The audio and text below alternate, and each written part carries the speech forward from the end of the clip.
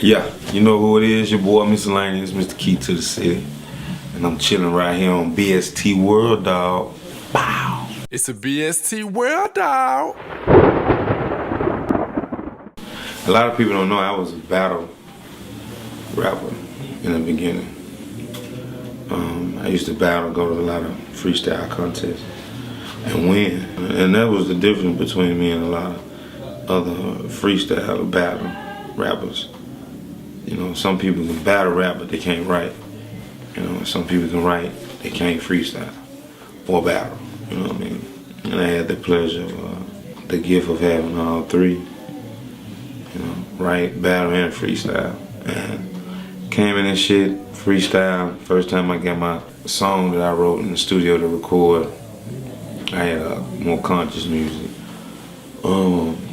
Songs talking about, you know, God, I want to live.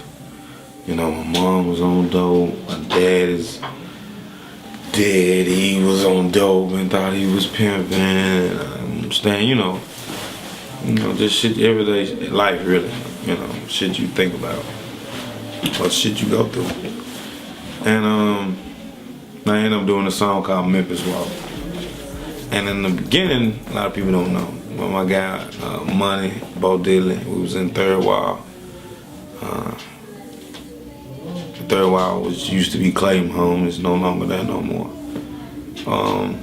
Was in the cut, doing what we do on that bumpy face back then. And we were talking about Crips and Bloods, you know, how they got walks. And we was like, man, the G's need some walks. You know? People know what I rap. And in the beginning, I came up with a joke called the G Walk. And if you listen to the song, in the beginning it was a gang song in the beginning. It was more of a GD song, you know, and because the first part of the hook goes one to the right, and everybody knows, you know, what that was. And when you hear the song, I'm basically not talking about how to dance. I'm talking about getting high, kicking with a chick, you know, and did that shit. I asked my mom one time what she think about the song. She said, it's nice, but why is it called a G-Walk? Because she was in a time of transformation and she was getting clean. And I said, why don't you call it something else that people relate to? You know, something that kids can do. And in my mind, I'm thinking, no, this is a GD song, you know. And I'm saying, we're going to call it the Memphis Walk. And, you know, I did this song everywhere. North Memphis, South Memphis.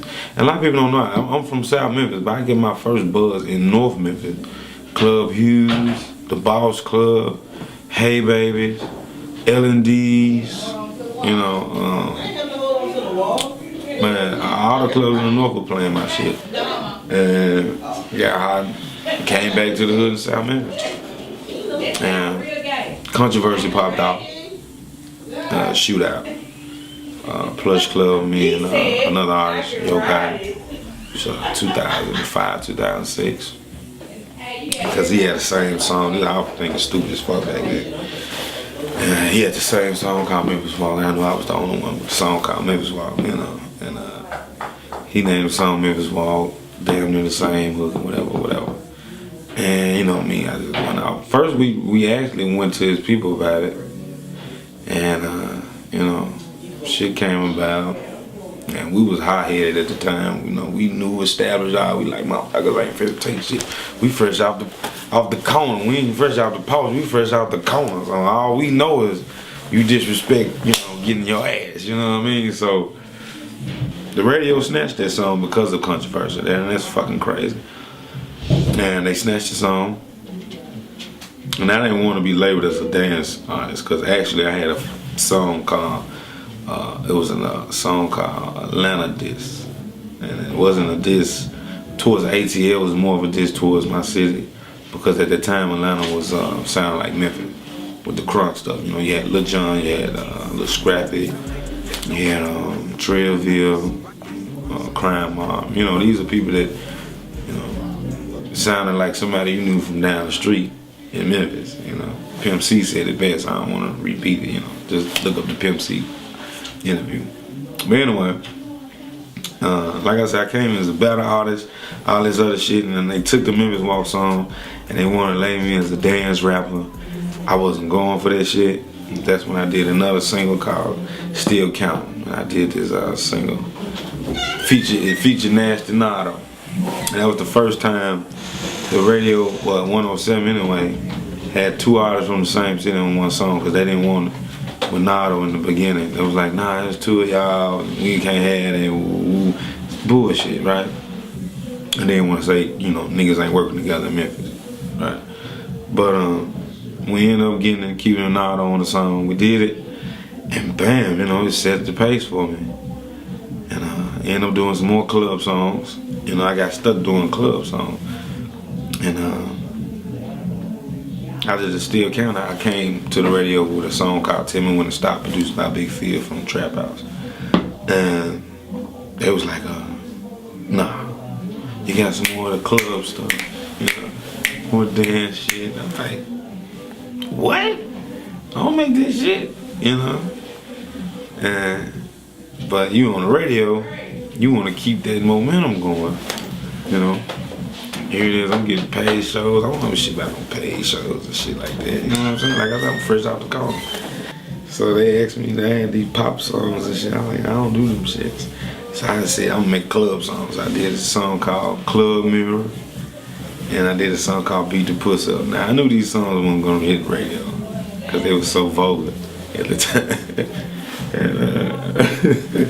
And the Beat the Puss Up was like the hottest joint, and it's still to this day. Like if you play this motherfucker in the club, it's gonna get it poppin'. And this joint was ringing, and it caught the attention of outside people, mainly Plies people. I ended up doing a road tour of Plies for about 6 months. I hit about like 14 different cities. Free room and board and shit, I was getting paid. And it was a good look at the time. And I had 2 singles out, and had these club songs out, and I went everywhere traveling. And I came home to Memphis for 2 weeks. And, got a murder charge. Conspiracy, first-degree murder, criminal attempt of first-degree murder, aggravated assault with deadly weapon, and 5 counts for 2 people. And I was caught up in something. They tried to make it as if I was the person did what, whatever. And caught my charge, and I got locked up, and I had a $500,000 bond over my head. So I was spending all my money from the tour, so I didn't have that amount of money to get out. So I'm stuck in jail. And make a long story short, I ended up getting a bond. They really locked my whole camp up behind it. They locked me up, like my guy Bo up, he had $1 million bond. They locked my CEO up, he had $1 million bond. And they was looking for another guy, he was the trigger man. He had a $500,000 bond, So it was like the organization's like done for it. The whole camp is in jail. And things worked out. Got my bond reduced to $50,000. Got out that day. Never went to trial. And my lawyer told me, hey, if you go to trial, they're gonna hit you with something. And I was facing 35 to 65 years with the counts I had. And I got on a bond. I told them I didn't want to go to trial. And I took probation. They gave us probation.